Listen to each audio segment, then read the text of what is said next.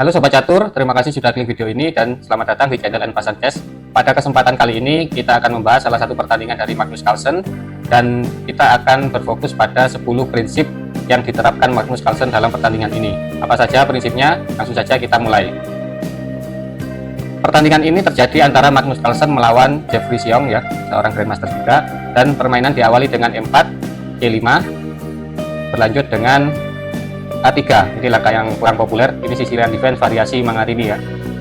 Berlanjut dengan dorongan pion ke peta G6 mempersiapkan gajah Fianchetto, dan Carlsen di sini melakukan langkah yang agresif ya, H4, dan berlanjut dengan tantangan pertukaran pion. Nah, kita masuk pada prinsip yang pertama, yaitu makan adalah kesalahan atau to take is a mistake ya. Jadi kalau ada tantangan pertukaran pion seperti ini, ada prinsip yang mengatakan yang makan duluan itu yang membuat kesalahan ya. Jadi ini adalah prinsip yang pertama, yaitu makan adalah kesalahan, karena kalau makan pun masih tidak ada keuntungan ya. Jadi diabaikan oleh Magnus Carlsen dan memilih memajukan pion lagi guna merusak struktur pion ya, atau mengancam sayap raja hitam. Kemudian berlanjut gajah Fianchetto. Nah, di sini ada dua pilihan ya dari Magnus Carlsen yang dipilih, makan pion yang ada di lajur di sayap raja ini atau yang di center. Kita harus bisa jeli juga, kalau makan di sayap raja ini, misal dimakan ya, maka akan terjadi pertukaran benteng, dan ini tidak ada keuntungan sama sekali sebenarnya ya untuk kedua belah pihak, hanya pertukaran biasa saja. Jadi Carlsen mengabaikan itu dan memilih dengan makan pion yang ada di center. Tujuannya apa? Karena setelah dimakan oleh menteri akan ada balasan kuda naik ke peta C3. Tujuannya adalah mengembangkan perwira sekaligus mengancam lawan ya. Jadi pengembangan perwiranya tidak kehilangan tempo, tapi tetap mempertahankan tempo dengan mengancam lawan. Dan akhirnya menteri ditarik mundur. Kemudian permainan berlanjut dengan gajah berkembang, kuda naik ke peta C6, dilanjut pion ke D3 membuka lajur dari gajah. Dan ini adalah kesalahan lagi ya, kesalahan dari pihak hitam, yaitu jangan menggerakkan bidang yang sama dua kali dalam pembukaan. Jadi di sini hitam menggerakkan kudanya dua kali, memang tujuannya bagus untuk menempati peta outpost ya di pusat. Tetapi di sini masih ada dua perwira yang belum berkembang, kemudian raja juga yang masih belum dirokade.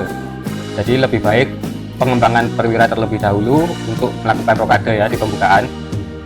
Tidak usah menyerang dulu karena keamanan raja adalah yang terpenting ya.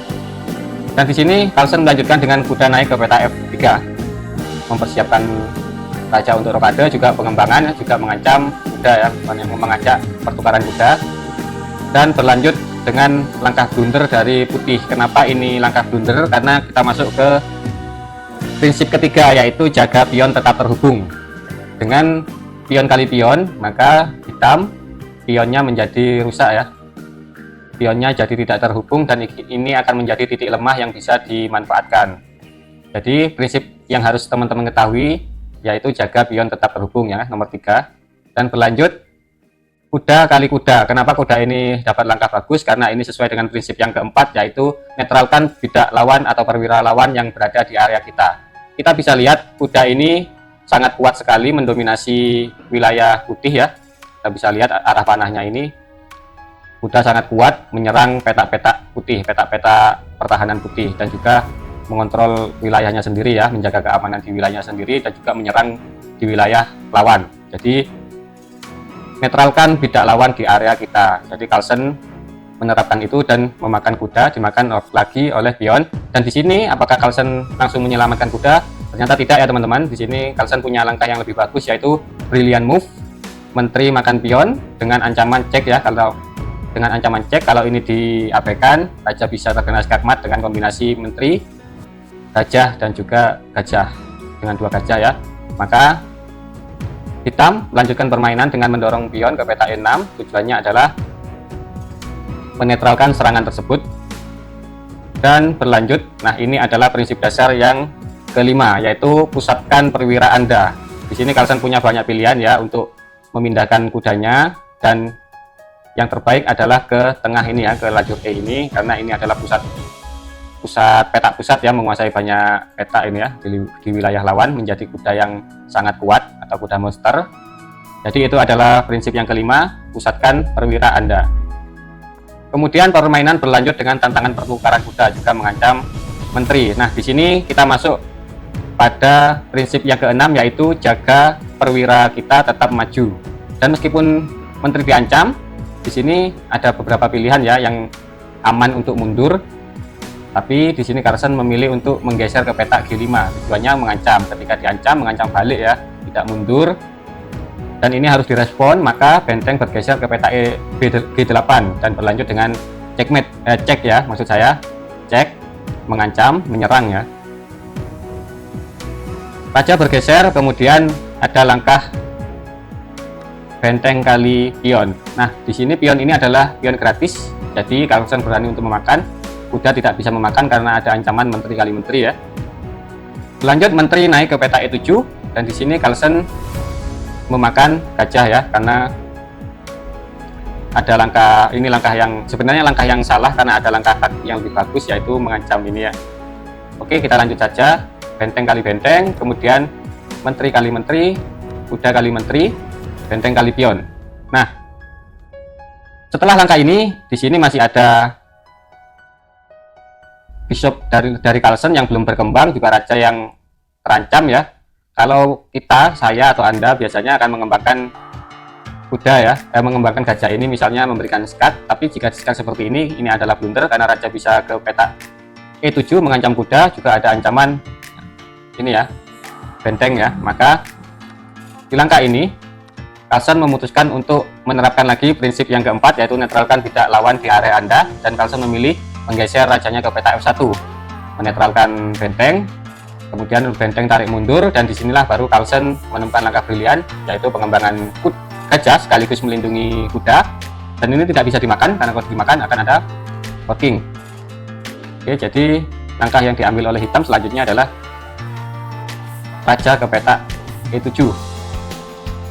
Kemudian di sini dua perwira diancam, Carlsen bertahan dengan cara dorongan pion, tetapi ini mengizinkan hitam untuk memakan kuda. Dan di sini benteng terkena pinning ya, maka Carlsen memutuskan untuk tidak langsung memakan dan memilih menggeser rajanya ke petak E2 dengan tujuan ini ya, mau ke sini juga mau ke sini untuk mendapatkan lagi bentengnya. Ini rencana dari Carlsen ya, dan berlanjut dengan gajah diusir, gajah pindah, dan gajah diusir lagi. Nah, di posisi ini teman-teman, kita masuk kepada prinsip ketujuh, yaitu hitung variasi 1-2 langkah ke depan. Apa langkah terbaik dari Carlsen di posisi ini? Apakah memindah gajahnya ke petak yang aman?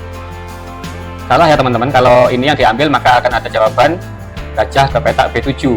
Tujuannya mengontrol petak H1 ya, jadi benteng tidak bisa ke petak H1, dan rencana Carlsen untuk mengambil benteng akan gagal. Nah, pada langkah ini, setelah gajah diancam, maka Carlsen memutuskan untuk geser benteng ke petak H1 ya, dengan tujuan ini ya.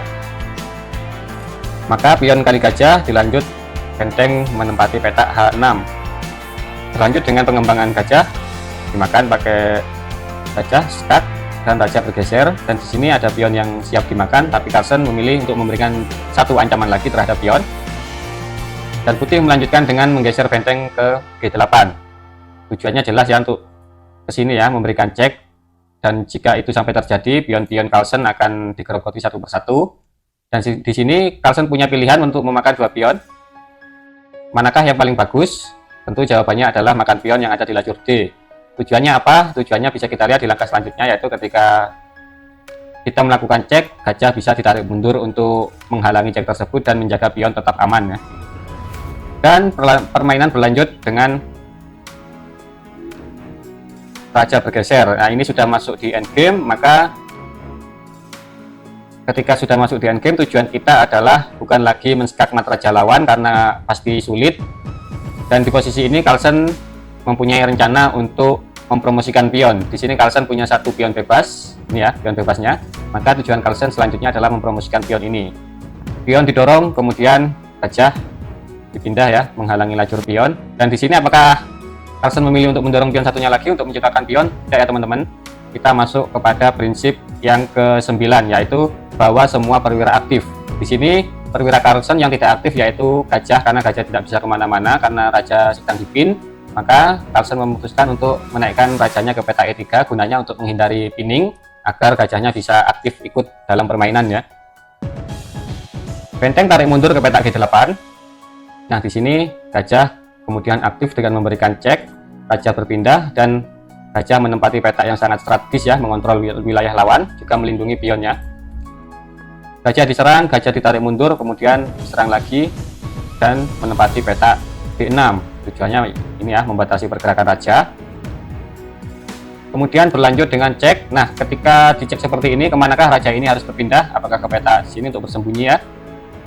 Ternyata tidak ya teman-teman, ini adalah prinsip endgame. Salah satunya yang ke-10 adalah aktifkan raja. Ketika memasuki endgame, raja kita jangan hanya berdiam diri di belakang bersembunyi, tetapi raja kita sebisa mungkin kita bawa untuk aktif di permainan untuk membantu perwira-perwira kita ataupun untuk mengawal pion.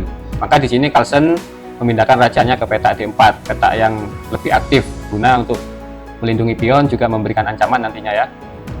Permainan berlanjut dengan benteng bergeser ke peta G6. Kemudian Carlsen memberikan cek dan dapat satu pion tambahan lagi ya. Benteng diancam, kemudian benteng dilindungi oleh pion, raja memberikan cek, dan ini sesuai prinsip yang ke-10 ya tadi. Di endgame, raja harus aktif terlibat dalam permainan, maka raja digeser ke peta C5 dengan ancaman skak di sini ya. Nah, di posisi ini hitam akhirnya memutuskan untuk menyerah karena sudah tidak ada peluang untuk menang. Ada 2 pion bebas, belum lagi pion ini yang akan habis, juga gajah yang terancam. Jadi dari video ini teman-teman ada 10 tadi ya. Yang pertama, makan adalah kesalahan, jangan menggerakkan bidak yang sama 2 kali dalam pembukaan, jaga pion tetap terhubung. Keempat, netralkan bidak lawan di area Anda, pusatkan bidak Anda. Poin kelima. Keenam, jaga bidak tetap maju. Ketujuh, hitung variasi 1-2 langkah ke depan. Kemudian 8, end game plan, promosikan pion. 9, bawa semua perwira aktif. Dan 10, aktifkan raja di ending. Jadi itu ya 10 prinsip yang tercatat dalam pertandingan antara Magnus Carlsen dan Jeffrey Xiong. Saya semoga ada manfaat, sedikit manfaat setidaknya untuk teman-teman yang menonton video ini.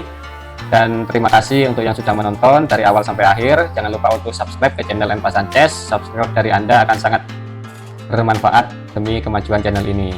Dan sampai jumpa di video-video selanjutnya. Terima kasih.